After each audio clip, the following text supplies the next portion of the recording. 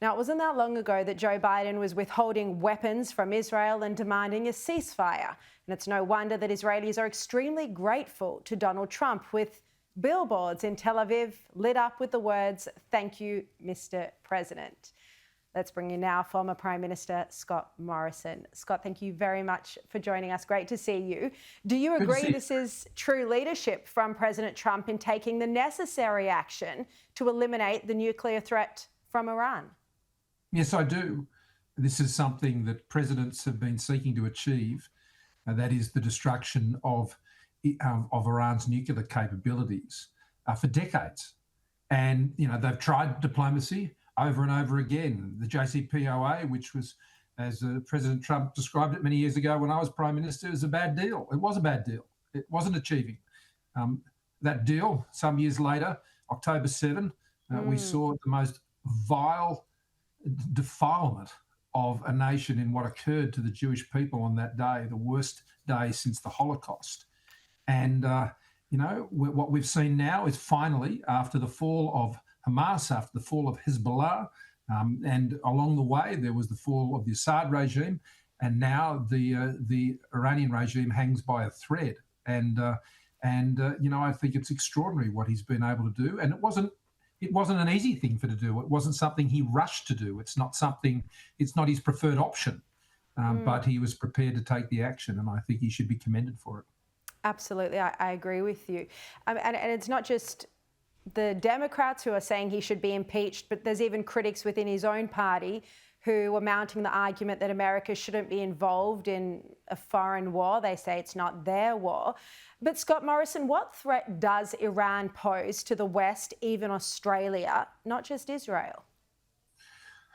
When I was PM, I talked about an arc of autocracy that went all the way from Pyongyang to Tehran and took in Beijing, and of course took in Moscow. And Iran have been an important part of that arc, and they have worked together, as we saw in Ukraine. I mean, the Iranians working together, what was happening in Ukraine. We've seen them swapping notes, encouraging each other. We've got the Iranian foreign minister who's ducked off to Moscow, and we've got the Chinese government, which is criticising the United States. They're swapping notes and they're working together, and they've been doing it for some time. And this is a very significant blow to that arc, I believe. And I think when you just stop and think about the fact that Iran's nuclear capability has been destroyed, that is a Middle East game changer. And not just for Israel, but I think it is the opportunity to create a stability in the Middle East that'll be welcomed by Gulf countries, and to ensure that they can return to pursuing peace for their own countries, for commerce, for engagement, for all of these sorts of things. I think this is potentially a major turning point for the Middle East after so many decades of where it's just been a woeful tale of despair. So well said. I couldn't agree with you more.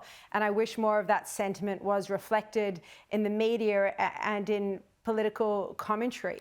Now, Scott Morrison, I have to ask you this. If you were Prime Minister right now, would you have taken over 24 hours to come out and express support for America's strikes against Iran?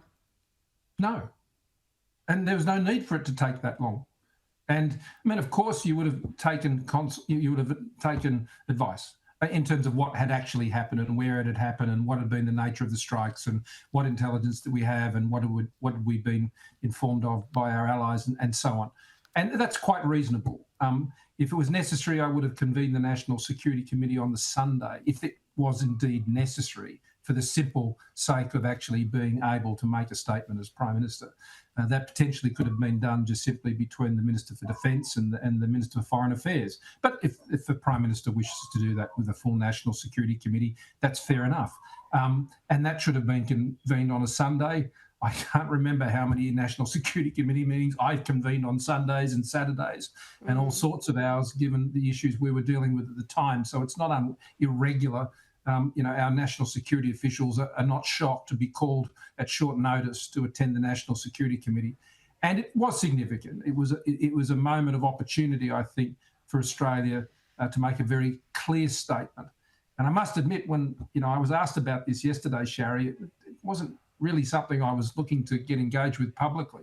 But there's been so much ambiguity about the government's position on the Middle East and on Israel and October 7. And honestly, that ambiguity must cease. I mean, surely now,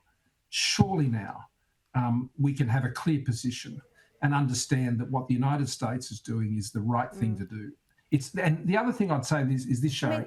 But this is your message to the Albanese government now. You're saying stop being ambiguous when it comes to foreign policy, support our allies. That's what you're saying, isn't it?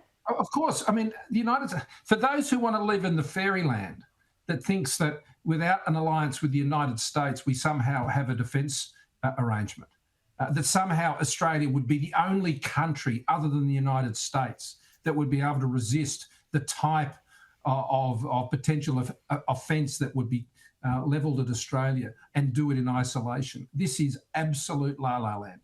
The United States is our most important ally. And whether it was the Howard government or was with my government, whether it was during times of the Rudd government, the Gillard government, there was an instinctive alignment with the United States. And I can't tell you why he waited until today before saying something. I don't know the answer to that question. Was it to align with what other governments like the UK and Canada and to align with their messaging? I don't know. Perhaps it was. Perhaps it wasn't. But, if you're the United States and you take an action like this, and it wouldn't have been an easy call for the president. This is not something he would have been rushing to do, itching to do. But you'd want to know your allies were with you. 100%. And how hard is it to go, well done, Mr. President, on taking out the nuclear capabilities of a despotic, authoritarian regime that, imposes all sorts of extinguishment of liberties on their own people. Should be this the is easiest apparently thing a to regime say. that should be, we need to be careful about offending. I mean, it's the most uncontroversial thing to say. Scott Morrison, we miss your moral clarity more than I can say. Thank you very much for joining me tonight. Nice to talk to you, Sharri, and good for you too. Thank you.